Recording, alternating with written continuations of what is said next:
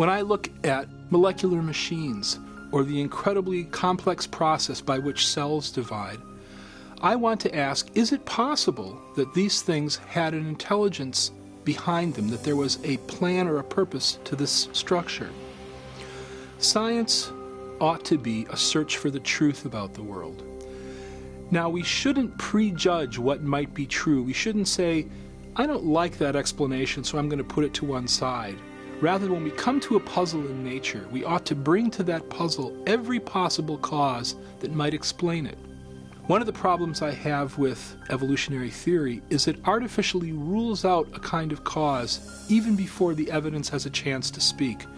And the cause that's ruled out is intelligence.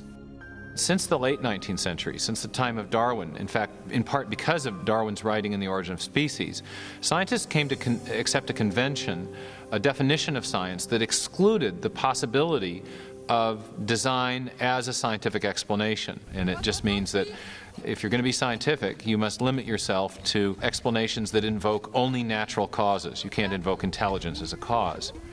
And yet, curiously, we make inferences to intelligence all the time. It's part of our ordinary reasoning to recognize the effects of intelligence. Consider, for example, these hieroglyphic messages carved upon the ruins of Egyptian monuments. No one would attribute the shapes and arrangements of these symbols to natural causes like sandstorms or erosion. Instead, we recognize them as the work of ancient scribes, intelligent human agents. Similar reasoning leads us to conclude that the mysterious stone figures on the shores of Easter Island were not formed by the actions of wind and water over great periods of time. Nor do we presume that plants could grow into these familiar shapes without some manner of intelligent guidance. Of course, we make these inferences all the time, and we know they're correct. But the question is, on what basis do we make these inferences? What are the features that enable us to recognize intelligence? Recently, in a book titled The Design Inference, mathematician William Dembski has made an important breakthrough in understanding design reasoning. Dembski has identified the specific features of artifacts that cause us to recognize prior intelligent activity. I came to this by trying to look at how do we reason about design? What are the logical moves that we have to go through in order to come to a conclusion of design? So what I'm trying to do is to establish reliable, empirical, scientifically rigorous criteria for deciding whether something is in fact designed. So I was looking at the logic of it, and what I found was you need improbability and you need specification, the right sort of pattern, these objective patterns. According to Dembski, human beings correctly detect the activity of intelligence whenever they observe a highly improbable object or event that also matches a recognizable pattern. Just such a pattern is found in the Black Hills of South Dakota. If you travel through the West, you'll see lots of different shapes on mountainsides, most of which mean nothing at all. They're just rocks strewn in various patterns. But what you don't see are the faces of Lincoln, Jefferson, Teddy Roosevelt, and George Washington on mountainsides. The only place you see that is in South Dakota. And the reason it's there is because a sculptor, an eccentric sculptor, decided that he wanted to honor these presidents by spending the larger part of his life chiseling their faces in the side of that mountain. That pattern is improbable. A random hillside is also improbable, but a random hillside doesn't specify anything. We do know, though, that there were 4 guys who were presidents of the United States who had particular patterns with their faces, and those patterns on the mountainside in South Dakota match faces elsewhere.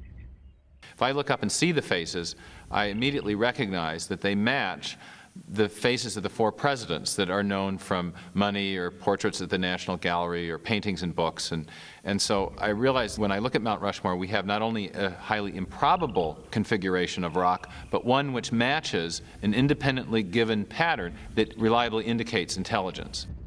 So we have a small probability, specification, it's design.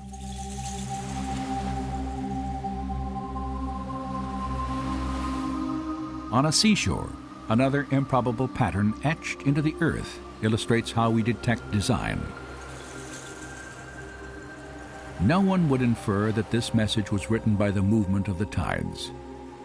Instead, Because of the characteristics of this pattern, we identify the words as the products of intelligence.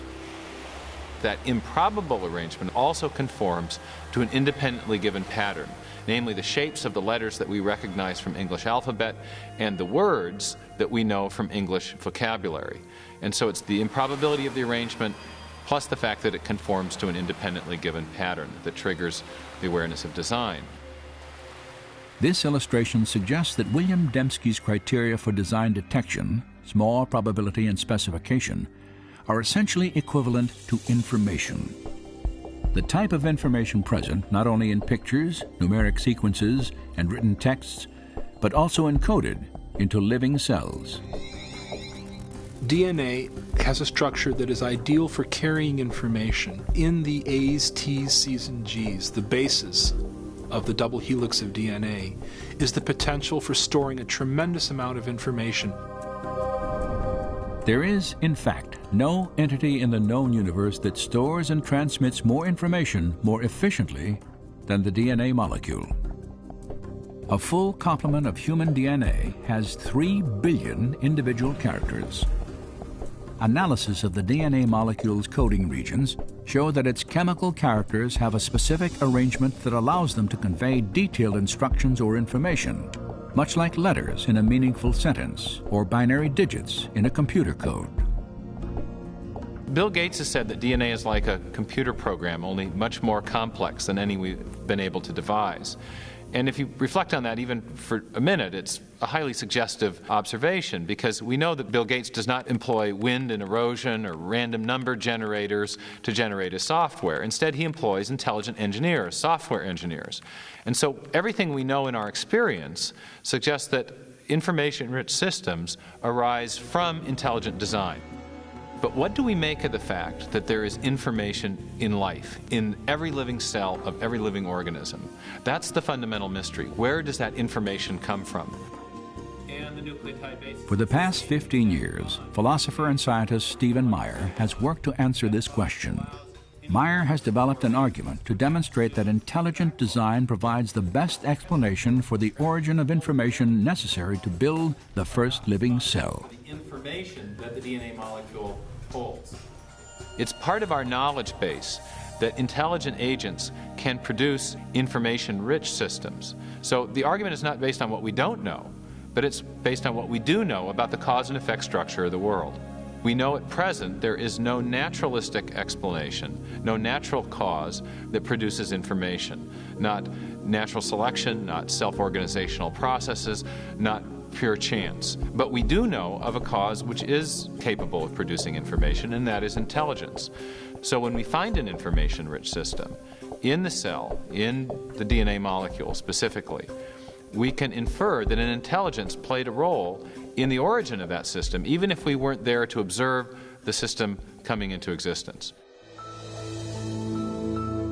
Meyer's work on the origin of genetic information is now one part of a comprehensive scientific case for design, developed by a network of philosophers and scientists from throughout the world. Their objective is to reassess an idea that has dominated biology for more than a century.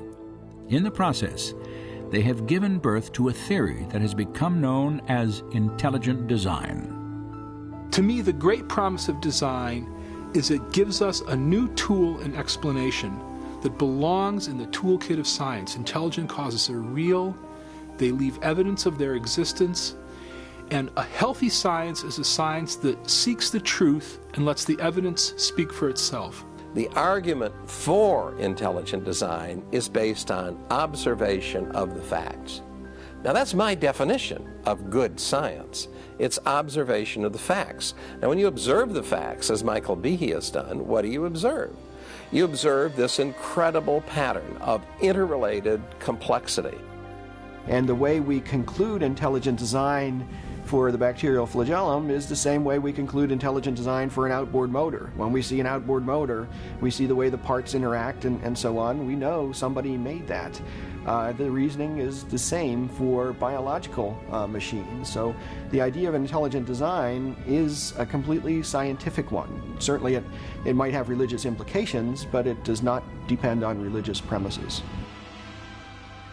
When I look at the evidence objectively, without ruling out the possibility of design, design just leaps up as the most likely explanation. And that's why I believe that it's true. I think design is back on the table. We can't explain these systems by natural law. And if we're searching for truth, and they are in fact designed, if we have to be design engineers to understand them, then I say, what's the problem? You go where the data leads you. And the implications, yeah, they have profound metaphysical implications, but so be it. So it's a powerful idea that the universe is rational and comprehensible, underwritten by a supreme intelligence that meant for this world to be understood, is something that underwrites then the program of science, because then you can go out and look at the world and the world will make sense. If it's all just a chaotic assemblage, there's no reason to expect any rationality out there. But if it in fact is the product of a mind, then you can go out and science becomes this enormous, wonderful puzzle-solving project in which you can expect to find rationality and beauty and comprehensibility right at the foundation of things. 150 years ago, Charles Darwin transformed science with his theory of natural selection. Today, that theory faces a formidable challenge.